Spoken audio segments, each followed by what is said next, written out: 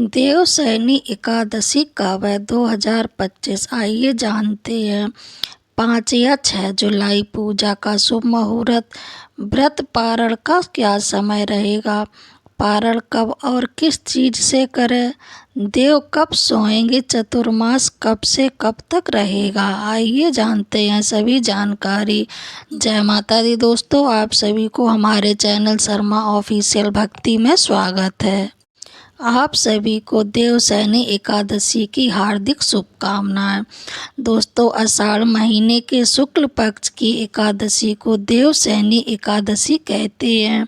इसके अलावा इसे आषाढ़ी एकादशी, पद्मा एकादशी या हरिशयनी एकादशी के नाम से भी जाना जाता है।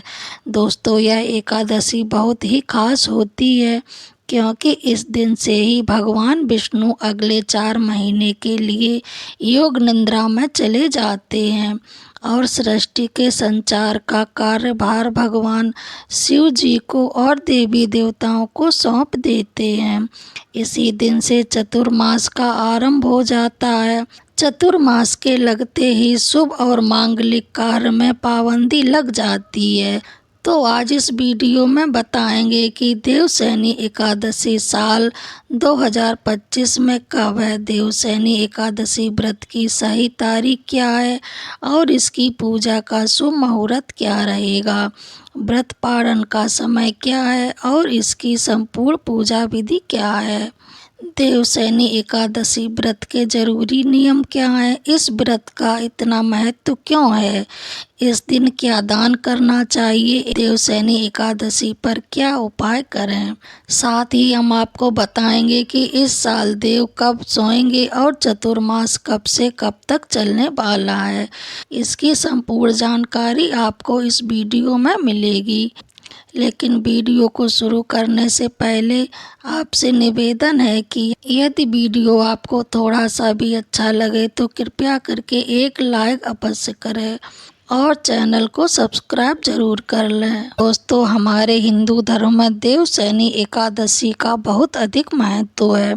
इस दिन भगवान विष्णु जी की पूजा की जाती है।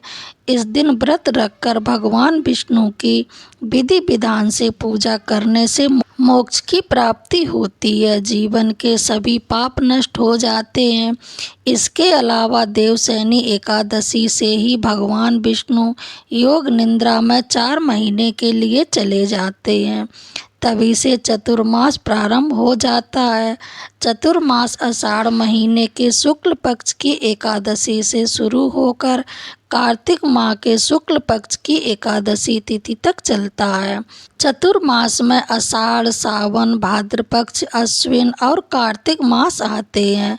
मान्यता के अनुसार किसी भी मांगलिक कार्य को करने के लिए भगवान विष्णु का जागना बहुत जरूरी होता है।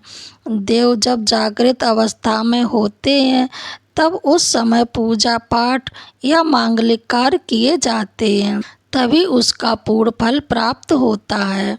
वहीं जब देवता सो रहे होते हैं तब उस दौरान मांगलिक कार्य करना अशुभ माना जाता है। यही वजह है कि चतुर्मास के दिनों में विवाह, मुंडन, सगाई, उपनयन, संस्कार, गृह प्रवेश आदि ऐसे कार्य नहीं किए जाते हैं। देवशयनी एकादशी का व्रत कब करना है, पारण कब किया जाएगा, यह जानने से पहले इस व्रत के नियम जान लेते हैं। दोस्तों, देवशयनी एकादशी के दिन कुछ कार्य हैं जिसे गलती से भी नहीं करने चाहिए। देवशयनी एकादशी के दिन निर्जल उपवास धारण करें। यदि आप निर्जल नहीं रख सकते हो तो आप जल पीकर या फिर फलाहार कर इस व्रत को कर सकते हैं। और एक बात का ध्यान जरूर रखें कि आप एकादशी के दिन साबुन से स्नान ना करें। इसके अलावा एकादशी के दिन गलती से भी घर में चावल का सेवन भी नहीं करना चाहिए। दोस्तों, एकादशी जैसी पवित्र तिथि के दिन घर में तामसिक चीज़ों का सेवन नहीं करना चाहिए। इस दिन आप मांस, मदिरा, शराब, प्याज, लहसुन का सेवन घर पर ना करें। व्रत के साथ दान का भी विशेष महत्व होता है। ठंडी वस्तुओं जैसे आम, खरबूजा, शरबत, ठंडाई जल आदि का दान करना शुभ फल माना गया है। इस दिन अन्न, वस्त्र और धन का दान भी उत्तम होता है। और एकादशी के दिन भूलकर भी तुलसी में जल नहीं चढ़ाना चाहिए और ना ही तुलसी के पत्ते तोड़ना चाहिए। इसके अलावा देवशयनी एकादशी के दिन दातून आदि ना करें, दूसरे की निंदा ना करें। इसके अलावा इस दिन पूर्णतः ब्रह्मचर्य का भी पालन करें और एकादशी के दिन नियमों का पालन दशमी तिथि से ही करें। दशमी से लेकर द्वादशी तक पूर्णतः ब्रह्मचर्य का पालन करना चाहिए। देवशयनी एकादशी के दिन सुबह जल्दी उठकर स्नान आदि करके व्रत का संकल्प लें और भगवान विष्णु की विधिवत पूजा करें। एक लकड़ी की चौकी पर पीले रंग का वस्त्र बिछाकर उस पर भगवान विष्णु जी की मूर्ति या चित्र स्थापित करें।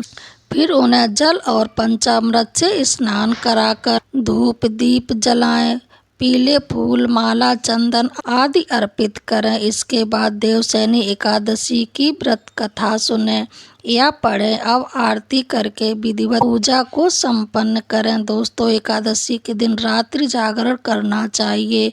भगवान विष्णु जी का भजन कीर्तन करें। अब जानते हैं कि देवशयनी एकादशी के व्रत का पारण कब और कैसे करना चाहिए। देवशयनी एकादशी के व्रत का पारण अगले दिन सुबह यानी द्वादशी को किया जाता है। आप इस दिन सुबह जल्दी उठकर शुद्ध जल से स्नान करें और शुभ मुहूर्त में भगवान विष्णु जी का पूजन करें।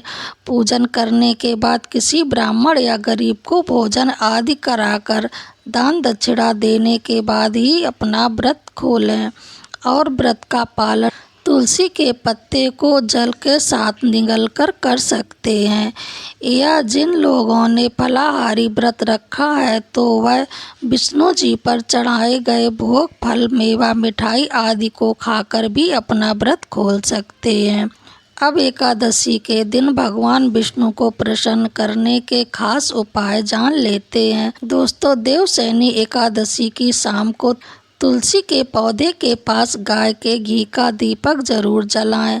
दीपक जलाने से दरिद्रता दूर होती है और इस दिन किया गया दान कई गुना फल देता है। खासकर पीले रंग के वस्त्र और मिठाई दान करने से भाग्य बलवान होता है। मान्यता है कि केसर का भोग लगाने से भगवान विष्णु जी जल्दी प्रसन्न होते हैं और मनचाही इच्छा पूरी करते हैं।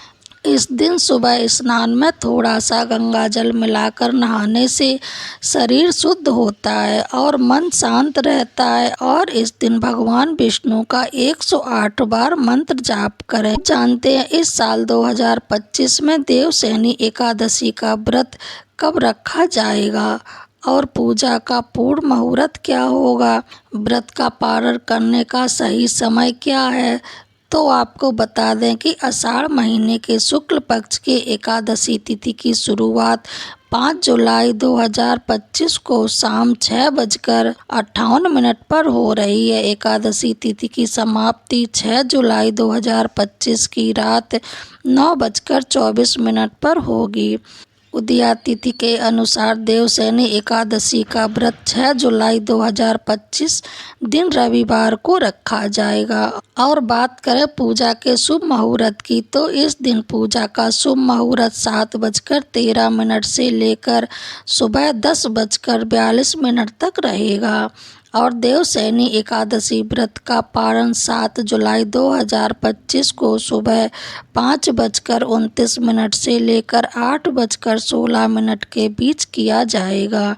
द्वादशी समाप्त होने का समय 7 जुलाई 2025 की रात 11:10 पर होगा।